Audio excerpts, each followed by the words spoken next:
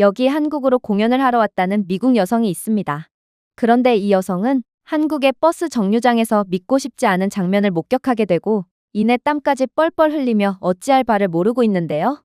그리고 그녀는 이내 이건 한국에서밖에 볼 수 없다라며 학을 떼고 말았다고 합니다. 그렇다면 이 외국인이 한국의 버스 정류장에서 대체 어떤 경험을 했던 것일까요? 안녕하세요. 제 이름은 나탈리입니다. 저는 미국 국립주니어 발레 앙상블에서 발레 교사로 일하고 있습니다. 그리고 최근에는 제가 교육하는 최고의 학생들을 한국으로 데려가 문화교류 공연을 할 수 있는 기회를 받게 되었죠. 한국은 두말할 필요도 없는 선진국이자 세계에서 가장 안전한 국가입니다. 각종 객관적인 지표만 따져봐도 아이들이 한국을 경험하는 것은 최고의 경험이 될 것이고 현재 세계에서 가장 유행하는 문화를 교류하게 됨으로써 추후 커리어에 상당한 도움이 되리라 확신했어요. 그러나 문제는 학부모들이었죠. 사실 발레라는 종목, 특히나 국립 발레단에 소속되어 있는 아이들의 경우 대부분 미국 상류층에 속해 있습니다. 그리고 미국 상류층들은 생각보다 훨씬 보수적이죠. 바보 같을 정도로 말입니다. 여전히 한국이 북한과의 휴전으로 인해 전쟁터와 다름이 없다고 생각하는 부모님들도 있었어요. 그들 중 일부는 제게 노골적으로 전화를 걸어 자녀에게 방탄조끼를 챙겨줄 필요가 있는지 물었습니다. 한 유명 변호사인 어머니는 실제로 잠재적인 한국 미사일 공격에 대한 면책이라는 제목의 면책 조항을 직접 작성해오며 저를 노골적으로 압박하더군요. 그럼에도 불구하고 한반도에 발을 디딘 적이 없음에도 불구하고 한국에 대한 흔들리지 않는 믿음을 가지고 있던 제 설득 덕분에 저는 빠르게 여행 허가를 받을 수 있었습니다. 저는 한국은 모든 것이 빠르고 깨끗하고 신비로운 땅임과 동시에 모든 인프라가 세계에서 가장 첨단적이며 미국 최고의 부촌보다도 안전한 곳이라는 것을 객관적인 통계를 들어 증명했고 현재 K-팝과 한국 드라마를 보고 자라난 아이들 또한 한국행에 대한 열망이 상당했기에 결국 학부모들도 한국행이 아이에게 얼마나 좋은 기회인지를 인지하게 된 것이죠. 하지만 비행기에 탑승하자마자 상황은 예측 불가능한 방향으로 바뀌었습니다. 태평양 상공 어딘가에서 난기류가 발생했고 곧 저희가 탄 비행기를 강타했거든요. 기장이 웃으며 앉으라고 말하는 온화한 난기류가 아니었습니다. 이것은 폭풍우 속 롤러코스터 같은 것이었죠. 당연히 아이들은 난리도 아니었어요. 아니, 아이들뿐만이 아니었죠. 저와 같은 비행기를 탄 모든 승객들은 공포로 인해 눈물과 콧물이 범벅이 되었고 그렇게 저희는 예정보다 몇 시간이나 늦게 한국에 도착하게 됩니다. 죽다 살아난 거였죠. 그리고 그렇게 간신히 한국에 도착하니 저는 어쩌면 한국은 제가 생각했던 것만큼 대단한 국가가 아닐 수도 있을 거라는 의심이 들기 시작했습니다. 이건 분명히 한국 잘못이 아니었어요. 그냥 천재지변으로 인한 사고였고 어쩌면 항공사의 잘못일 수도 있겠죠. 그러나 그러한 목숨을 건 사고를 겪은 저는 트라우마로 인해 한국을 의심하게 된 것입니다. 그때 확성기가 인천공항을 통해 울려 퍼지면서 비행기 승객들에게 36번 게이트 근처로 모이라고 정중하게 요청하더군요. 저희를 도대체 왜 부르는 걸까요? 솔직히 귀찮고 짜증났습니다. 안 그래도 패닉에 빠진 와중에 아이들 전부를 돌봐야 하는 저였는데 그냥 이러한 이동의 과정 자체가 부담스럽게 느껴졌죠. 어쩌면 한국은 이번 사건의 정확한 원인 파악을 위해 저희를 이용하는 것일 수도 있을 거라고 생각했어요. 하지만 저희를 기다린 것은 신문이 아니었습니다. 공항 유니폼을 입은 한국인 직원이 고개를 숙이고 안정적이고 명확한 영어로 말하기 시작했습니다. 그는 모든 승객들은 항공사 측의 난기류로 인한 지연으로 인해 위로의 표시로 2만 원 바우처를 받게 될 것이라고 알려주었습니다. 그리고 혹여나 일정에 차질이 생긴 승객들이 있다면 인천공항 호텔 숙박권으로 대체할 수도 있다고 했죠. 다시 말씀드리겠습니다. 할인 쿠폰이 아닙니다. 말뿐인 위로도 아니었어요. 진짜 돈을 준 것입니다. 현장에서 사용이 가능했죠. 저는 눈을 깜빡이며 서 있었습니다. 아니, 이건 인천공항 측과 아무 관련이 없는 사건이었어요. 천재지변이었고 관련이 있어도 항공사 측과 이야기를 해야겠죠. 오히려 인천공항 측도 피해자라면 피해자였음에도 어떻게 저희를 위해 호의를 베풀어 줄 수가 있는 건가요? 만약 미국이었다면 아무리 이러한 천재지변으로 인해 공항에서 노숙을 해야 하는 상황이더라도 피해자인 저희에게 잔뜩 눈알을 부라린 채 눈에 띄지 않는 곳에서 쉬라며 윽박을 질렀을 것입니다. 하지만 여기 한국에서요? 한국인 직원들은 자연히 저희의 일정을 방해한 것에 대해 마치 자신의 일인 것처럼 진심으로 위로를 건넸습니다. 한국의 대응은 우아함과 격식을 가지고 있었고 덕분에 승객들 모두가 갖고 있던 트라우마와 공황은 그대로 가라앉고 말았습니다. 아직도 손발을 덜덜 떨던 금발의 젊은 여성은 이젠 감동의 눈물을 흘리며 공항 측에 감사를 표했죠. 그러나 아이들을 돌봐야 했던 저는 식사 바우처를 받은 후 실망감에 대비했습니다. 미국에서 2만 원의 금액은 공항 키오스크에서 싸구려 과자와 물 한 병을 구매하면 끝입니다. 제대로 된 식사를 하려면 이에 2배나 되는 금액이 필요하죠. 미국 공항은 어떻게 하면 이용객들의 호주머니를 효과적으로 털어먹을까를 궁리하는 극한의 자본주의에 찌들어 있는 공항이기 때문입니다. 어쩌면 한국의 수법도 마찬가지일 수도 있을 것입니다. 2만 원으로 생색을 내지만 결국 음식의 최소 가격은 5만 원 이상이기에 결국 저희에게 미끼를 던진 후 더욱 많은 돈을 갈취하려는 수법이겠죠. 저는 식사에 제 돈을 추가해야만 할 거라는 의심을 하며 푸드코트로 향했습니다. 하지만 마침내 인천공항 내 푸드코트에 도착했을 때 저는 걸음을 멈추고 완전히 넋을 놓아버리고 말았죠. 여긴 분명 공항이었어요. 많은 것을 기대하면 안 되는 곳입니다. 하지만 인천공항의 푸드코트는 마치 고급 백화점의 푸드홀을 그대로 가져온 것 같았어요. 매우 깨끗했고 말 그대로 반짝이고 있었거든요. 하지만 더욱 충격적이었던 점은 따로 있었습니다. 바로 한국의 효율적인 키오스크였어요. 미국에서는 키오스크를 거의 찾아볼 수 없어요. 그리고 있다고 해도 직원을 거치는 것이 아닌 키오스크를 이용하는데도 팁을 지불해야 합니다. 키오스크 시스템은 냅킨 비용까지 지불하도록 혼란스럽게 설계되어 있고 피크를 추가로 원한다면 또 추가적인 팁을 지불해야 하죠. 심지어 미국에는 키오스크 조작을 대신해주는 전문적인 직업까지 존재하는데 이들은 키오스크를 대신 조작하는 대가로 얻는 팁을 통해 생계를 유지합니다. 키오스크 자체가 인력을 절약하기 위해 만든 것인데 미국은 사회가 완전히 거꾸로 돌아가고 있는 것입니다. 멍청한 미국인들은 젊은이들조차 키오스크 조작법을 몰라서 이 사람들에게 팁을 제공하면서까지 키오스크 조작을 맡기고 있지만 말이에요. 하지만 여기 한국에는 키오스크가 직관적인 레이아웃에 더해 심지어 다국어 지원 기능까지 갖추고 있었습니다. 한국어를 단 한마디도 못하더라도 알레르기 정보와 음식 정보, 그리고 빅데이터 AI를 통한 추천 기능 등 여러 정보를 한눈에 파악할 수 있었죠. 전체 시스템은 미국처럼 교묘한 속임수를 통해 팁을 지불하도록 설계되어 있는 게 아니라 도움을 주기 위해 설계된 것처럼 보였습니다. 애초에 한국 키오스크는 팁을 지불하고 싶어도 팁 지불 버튼 자체가 아예 존재하지 않았지만 말이에요. 하지만 저를 정말로 경악시켰던 부분은 따로 있었어요.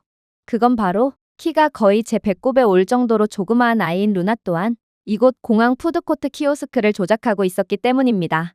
알고 보니 한국은 어린이, 노인, 휠체어 사용자를 위해 낮게 배치된 작은 키오스크까지 구비한 상태였고 이러한 사회적 배려자에 맞게끔 쉬운 조작을 할 수 있는 시스템까지 구현해둔 거였습니다. 저는 한국의 배려심에 깜짝 놀라고 말았습니다. 미국에서는 돈이 되지 않으면 절대로 편의를 봐주지 않습니다. 휠체어를 타서 손이 안 닿나요? 키오스크 조작을 도와주는 사내에게 돈을 지불하고 조작을 맡겨야 합니다. 극단적인 자본주의 문화죠. 하지만 한국은 편의성의 수혜가 모든 시민들에게 돌아가고 있었습니다. 물론 저는 이러한 깔끔하고 첨단적인 푸드코트라면 어쩌면 저는 미국 공항에서만큼 엄청난 돈을 지불하며 음식을 구매해야 할 것이라고 생각했습니다. 그러나 이곳 푸드코트의 가격은 매우 합리적이었어요. 2만 원 바우처는 차고 넘칠 정도로 충분했죠. 저는 소고기 불고기 덮밥과 비빔밥을 주문하고 한국 콘도그 등 여러 음식을 주문했습니다. 아이들의 음식까지 주문했으니 분명 많은 시간을 기다려야 할 거라고 생각했어요. 그러나 음식은 10분 만에 전부 나오더군요. 하지만 한국은 대체 저를 언제까지 놀라게 할 생각인지 한국인 직원은 음식과 더불어 더욱 놀라운 제안을 해오기 시작했습니다. 어린아이들이 앉기엔 의자가 너무 낮지 않나요? 아이를 위한 쿠션이나 어린이 전용 의자를 제공해드릴 수 있어요. 저는 얼어붙었습니다. 미국에서는 이러한 서비스를 제공하려면 별도의 팁을 필수적으로 지불해야 합니다. 팁을 지불하지 않겠다고요? 이들은 아이들이 앉아있는 상태에서 그대로 의자나 아이용 쿠션을 빼버릴 것입니다. 배려에도 돈이 요구되는 것입니다. 하지만 한국에서는 배려가 시스템화되어 있었어요. 심지어 아이들을 위한 좌석이 부족하자 한국인 직원은 침착하게 옆 레스토랑으로 걸어가 의자 몇 개를 더 빌려오더군요. 옆 레스토랑은 분명 경쟁 상대일 텐데도 그들은 아이들을 위해서 조금의 망설임 없이 의자를 빌려주었어요. 그래서 저는 당황했습니다. 미국에서는 경쟁자인 옆 레스토랑에게는 휴지 한 장 공짜로 제공하지 않습니다. 그리고 아직 자본주의 물에 흠뻑 젖기 전인 아이들이었지만 아이들은 한국에서 특별하고 끈끈한 무언가를 느꼈는지 밝은 표정으로 공항에서의 경험을 즐기고 있더군요. 공항은 그 나라의 얼굴이라는 말이 있습니다. 그리고 적어도 제가 한국에서 지금껏 겪은 경험을 고려한다면 한국의 얼굴은 그 어떤 국가들보다 훨씬 아름다웠어요. 아이들에게까지 그 진심이 전해질 정도로 말입니다. 그렇게 배가 가득 차고 한국에서의 여행에 대한 믿음이 어느 정도 회복된 저희는 공항의 교통터미널을 향해 나아갔습니다. 저는 분명 한국에서 믿을 수 없는 경험을 하긴 했지만 아직 긴장의 끈을 완전히 놓기는 일렀습니다. 미국에서 버스라는 것은 예측할 수 없는 일정, 더러운 버스 내부에 출처를 알 수 없는 대소변 냄새를 견뎌야 한다는 것을 뜻합니다. 과연 오늘 안에 숙소에 도착할 수 있을까요? 재수가 좋기만을 바라야 했습니다. 그렇게 저는 심호흡을 하며 공항 밖으로 나갔어요. 그리고 맹세컨대 저는 지금껏 단 한 번도 경험해 본 적 없는 충격적인 버스 정류장의 모습을 보고 완전히 얼이 빠져버리고 말았죠. 일단 실시간 도착 시간을 초 단위로 표시하는 디지털 표지판이 있었습니다. 분 단위가 아니라 초 단위로 표시되었고 각 버스는 단 1초의 시간도 어기지 않고 로봇처럼 정류장에 도착했습니다. 또한 화면에는 각 버스가 몇 정거장 떨어져 있는지 뿐만 아니라 내부의 예상 승객 수도 표시되었습니다. 실시간 업데이트, 애니메이션 경로 다이어그램, 버스 내부의 공기질 데이터, 심지어 버스의 평균 온도까지 표시되고 있었어요. 미국에서는 사실상 버스가 존재할 것이라는 것 자체를 보장할 수가 없습니다. 무슨 말이냐고요? 버스가 와야 할 시간에서 1시간은 지났음에도 도착하지 않아서 문의해봤더니 당일날 버스기사가 숙취로 인해 출근을 안 해서 오늘 버스는 전부 취소되었다는 답변을 받게 되었습니다. 책임감이라는 것 자체가 없고 그냥 모든 것이 주먹구구식으로 운영되는 게 바로 미국인 것입니다. 하지만 여기 한국에서는 버스 정류장부터가 차원이 달랐을 뿐만 아니라 한국인들은 여러 대중교통 모바일 앱을 개발하여 연동한 상태였기에 대부분의 한국인들은 스마트폰이나 스마트워치를 통해 간편하게 자신이 탑승할 차량에 대한 정보를 얻고 있더군요. 정말 이 나라는 어디까지 사람을 놀라게 할 건지 저는 그저 숨이 턱 막히는 것 같은 기분을 느꼈습니다. 그런데 그때 아이들이 외마디 비명소리를 지르기 시작하는 거 아니겠어요? 저는 무슨 돌발 상황이라도 일어난 건가 싶어 빠르게 눈길을 돌렸는데 그렇게 도착한 한국 버스는 저를 완전히 얼어붙게 만들었어요. 커다란 동그란 눈, 반짝이는 페인트, 그리고 너무 귀여운 얼굴, 밝은 색의 만화 동물들로 뒤덮인 버스가 도착했습니다. 아이들을 위한 만화 캐릭터 버스였어요. 버스를 본 아이들은 점프하고 박수를 치며 신나하기 시작했죠. 그러나 문제가 있었습니다. 저희 앞에는 적어도 40명의 사람들이 있었기 때문입니다. 버스 정원을 고려해 볼 때 저희는 이 버스를 탑승할 수가 없었어요. 아이들을 몇 명 떼어놓고 버스를 탈 수도 없을 노릇이었거든요. 결국 저는 한숨을 쉬며 들뜬 아이들을 향해 외쳤습니다. 얘들아, 우리는 다음 버스에 탑승해야 해. 아무래도 우리의 차례로는 버스를 한번 그냥 보내야 할 것 같구나. 그때 첫 눈물이 뺨을 타고 흘러내렸습니다. 그리고 또 다른 눈물이 흐르기 시작했죠. 결국 몇 초 만에 미래의 발레리나들은 울부짖으며 서로를 껴안고 만화 버스를 타려는 꿈이 짓밟혔다며 오열을 하기 시작했습니다. 그중 몇 명은 이 버스가 아니라면 절대로 버스에 타지 않겠다며 바닥에 주저앉아 발을 동동 구르더군요. 저는 최대한 아이들을 진정시키려고 노력했습니다.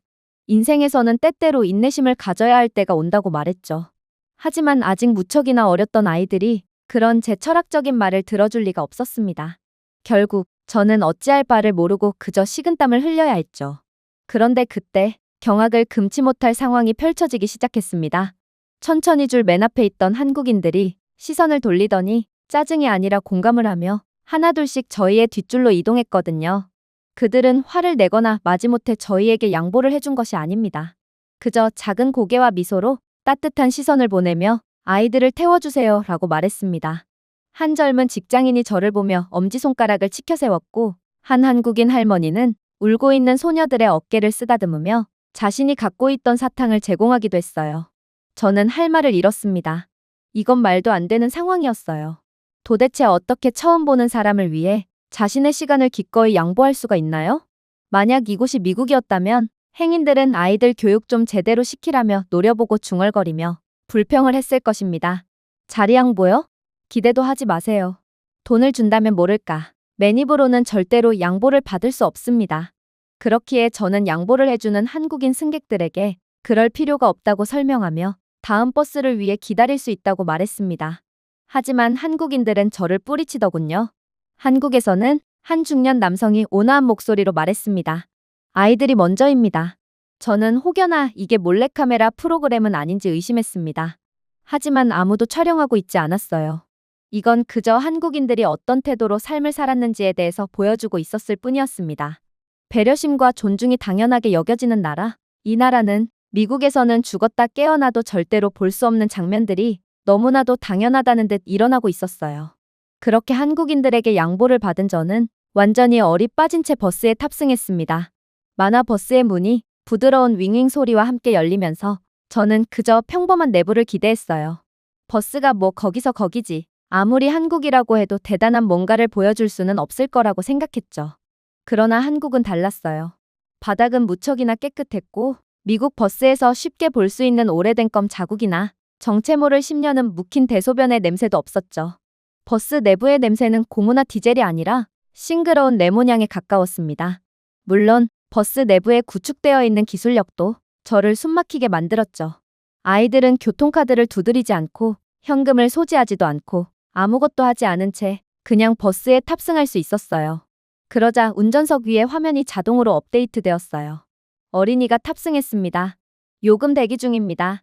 시스템은 체중 센서와 모션 데이터를 사용하여 조용히 그녀의 탑승을 등록했습니다. 그리고 그 다음 탑승하는 아이도 마찬가지였죠.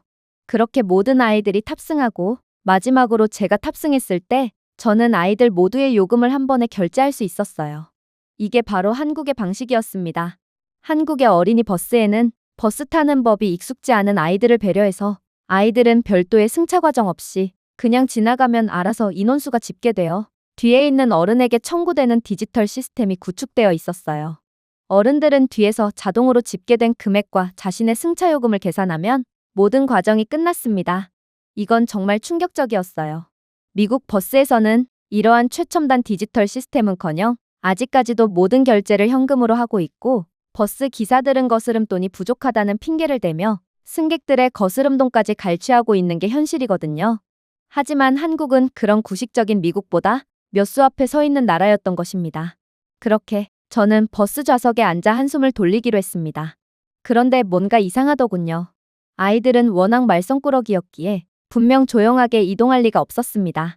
그런데 아이들은 버스 좌석에 앉자마자 조금의 소리도 내지 않고 죄다 골아떨어져 있더군요.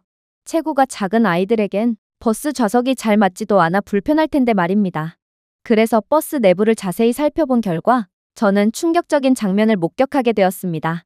그건 바로 저희가 탑승한 어린이 버스의 모든 좌석에는 탈착식 어린이용 시트가 장착되어 있었기에 아이들이 최고의 편안함을 느끼며 곧바로 잠들 수 있던 거였습니다.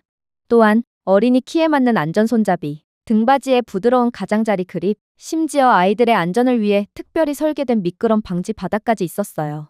한국은 그야말로 뭐 하나를 하면 끝장을 보는 나라였던 거고 이들의 착한 마음씨와 맞물려 말도 안 되는 수준의 버스를 만들고 말았던 거였습니다.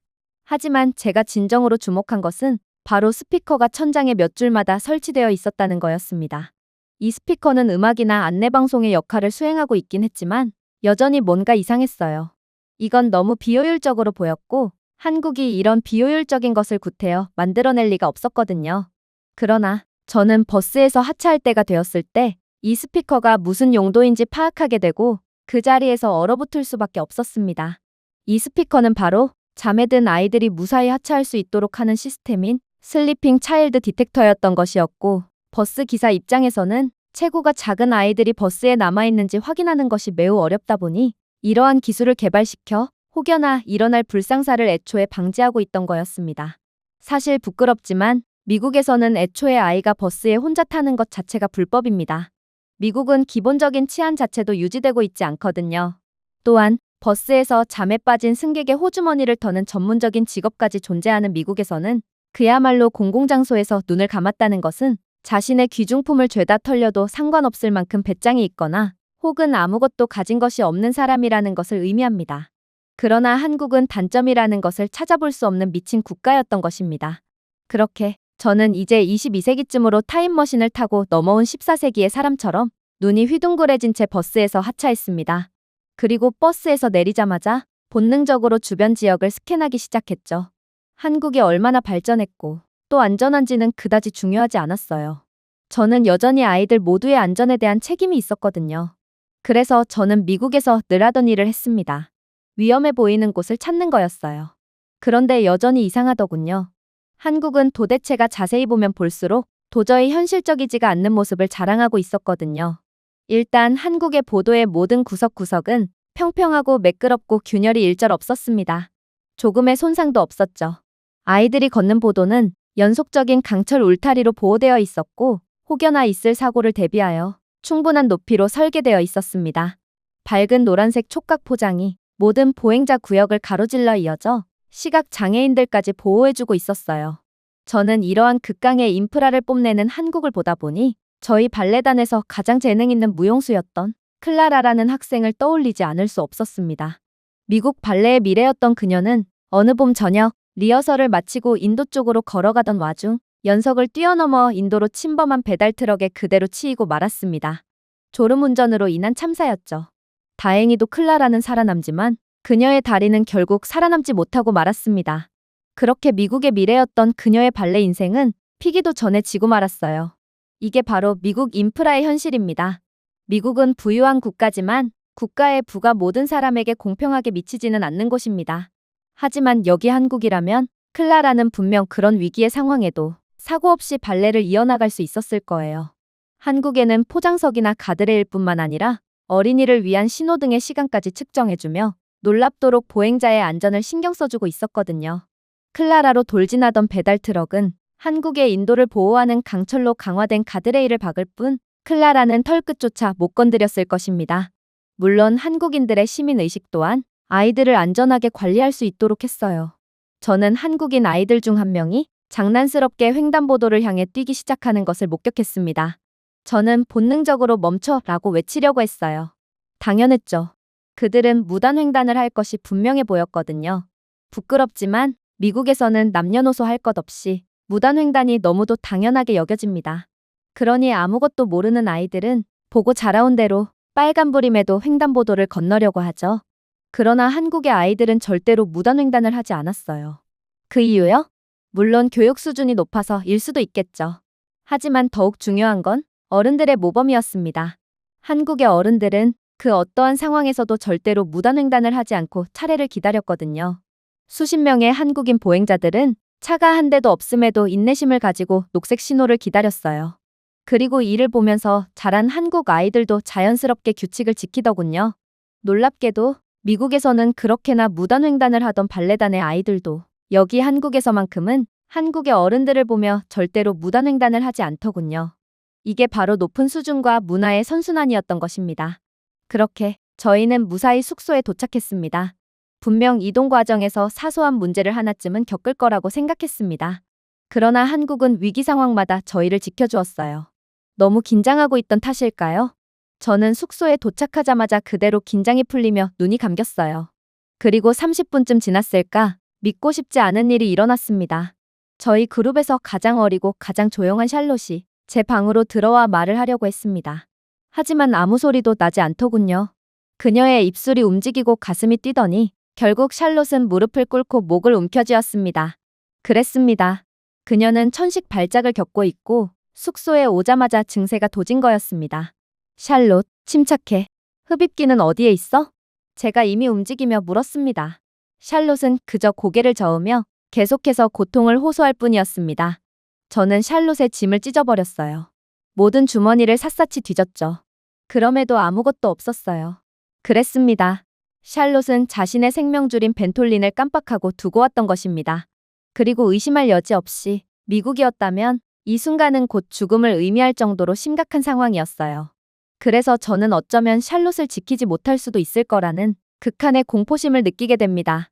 단순히 약국에 들어가서 처방약을 요청한다고 능사가 아니에요. 몇 시간, 며칠을 기다려야 할 것입니다. 양식을 작성했지만 지역 보험 네트워크에 가입하지 않았다는 이유로 거부당할 수도 있어요. 미국의 시스템은 아이는 괜찮나요? 라고 묻지 않습니다. 누가 책임이 있나요? 라고 묻죠. 하지만 샬롯에게 설명할 시간이 없었습니다. 샬롯은 숨을 쉴 수가 없었거든요. 결국 저는 샬롯을 업고 밖으로 달려가 병원 간판, 응급구조대원, 기적 같은 사람을 찾기 위해 미친 듯이 밖을 돌아다녔습니다. 솔직히 기대는 안 되었어요. 병원을 찾는다고 해도 기나긴 예약 대기 줄은 샬롯의 숨을 멈추게 만들 것입니다. 그러던 와중 저는 놀라운 광경을 목격하게 됩니다. 길 건너편에 한 곳이 아니라 약국 두 곳이 존재하고 있었거든요. 운이 좋았던 걸까요? 미국에서는 약국 찾기가 하늘의 별 따기고 주변에 약국이 있다면 프리미엄으로 집값마저 상승하게 됩니다. 그런데 한국에서 약국은 하나의 블록 안에도 두 개나 찾아볼 수 있었어요. 이건 너무나도 편리했고 저는 마치 신이 저희를 도와주었다는 느낌마저 받았죠. 아무튼 저는 횡단보도를 가로질러 달려가서 샬롯을 도자기로 만든 것처럼 껴안고 자동문에 부딪혔습니다.